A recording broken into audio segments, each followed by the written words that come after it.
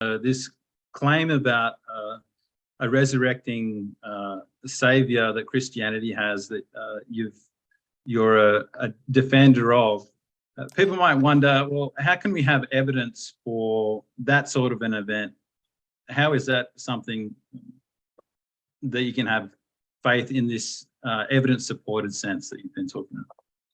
Well, I believe that we can approach it in two ways, very briefly. The first way is to look at it historically. There is a claim that God raised Christ from the dead. That has had an effect on history, and we can approach it in the way we approach unique events. Science normally deals with the repeatable, but it often deals with the unrepeatable, like the origin of life and the origin of the universe. So we have to approach this in the same way as I might approach what is the evidence that Caesar invaded Britain in the ancient world. And I think that we have very strong historical evidence. For example, the Christian church arose out of Judaism, which is not a proselytizing religion. The claim that Christ rose from the dead was testable at the time. And there's evidence from the Gospels that the first notifications of that resurrection was put around by the authorities that tried to seal the tomb. And if they could have produced the body of Jesus, that would have finished the whole thing, but they didn't. And so it seems to me there's a resurrection-shaped hole in any attempt to explain that on naturalistic grounds. And then finally, this is a huge topic. And actually, there's a Veritas booklet by me written about it, if I might mention that, a very talk. The other side of it is the existential, experiential evidence. And it goes something like this, that Christ claims that if I trust him, then certain things will happen. I will receive forgiveness. I will receive peace. I will actually receive a new power to live. And I've tested that many times. I meet students all over the world, and perhaps they're in despair, they're in a mess, they're dependent on narcotics. And then I meet them 6 months later and they're beaming. And I say, what's happened to you? Now, they may put it different ways. They may say, I became a Christian, I met Christ, etc. But when you see that again and again, that people who've taken the claim that Christ is risen and therefore alive and applied it to their lives, and it's transformed them. So instead of alcohol, narcotics, there's food on the table, broken relationships are healed, then I begin to say, well, 2 + 2 = 4. That is evidence. It's not proof in the mathematical sense, but then you only get proof in the mathematical sense in mathematics, not in the rest of science. How does that sit with you, Professor Ioannidis? These are very interesting arguments, and I have struggled with both the historical and the existential components. And I have to say that here I'm walking away from the domains where I know very little to a domain where I know next to nothing, or probably just nothing. But let me try. So I think the historical arguments are interesting, but I feel threatened that they can be misused. They can be misused by people who have very different motives or different priorities. There's no doubt that an amazing civilization was based on Christianity, on Christian faith.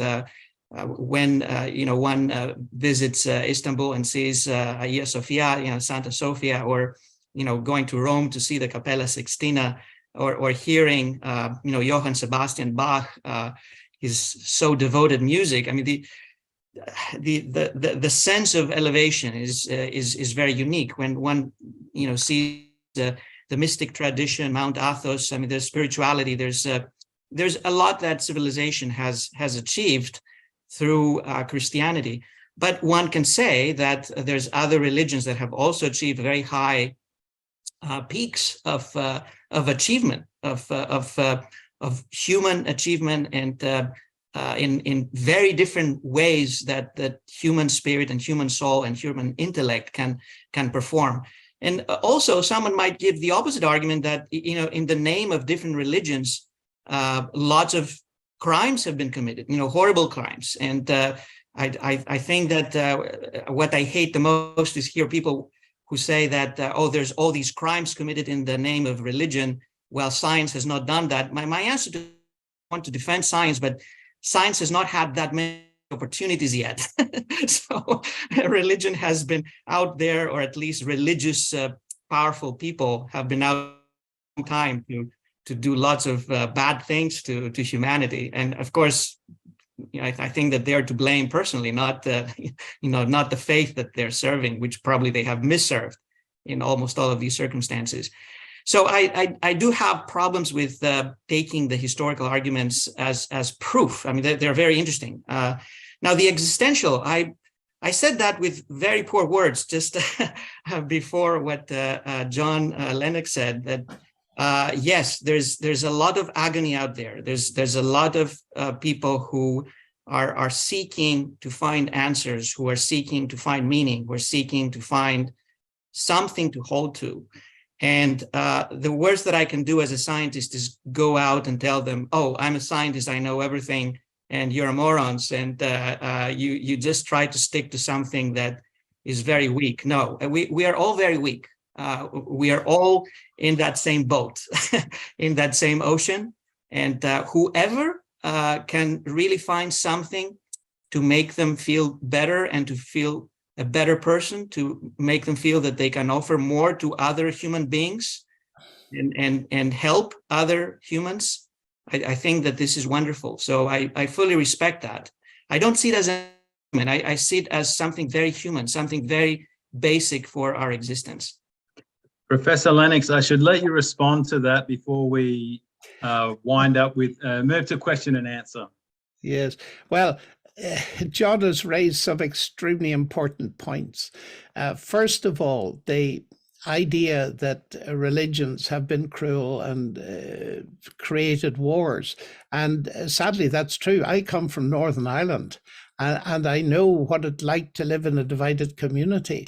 And when people ask me about that, you as a Christian, how can you be a Christian with the kind of Christianized terrorism that was in your country?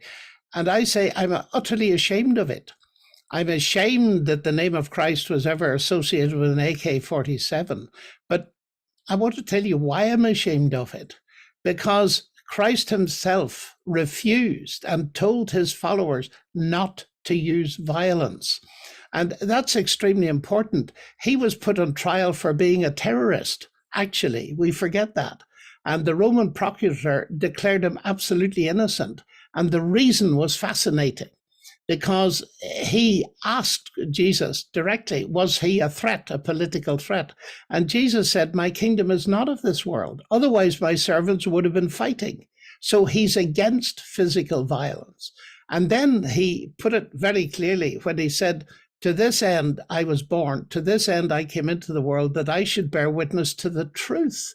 And Pilate famously responded, what is truth? And he went out and declared Jesus innocent of the charge of fomenting violence, which is the accusation that's often made, because Pilate had the sense to see that the one thing you cannot impose by violence is truth. So I think there is an answer to that question. But secondly, I'd want to say that science and technology have been responsible for weapons of mass destruction. And so science is not to be exonerated. But I'd want to make a final point of that science, in a way, is a gift of the Judeo-Christian tradition.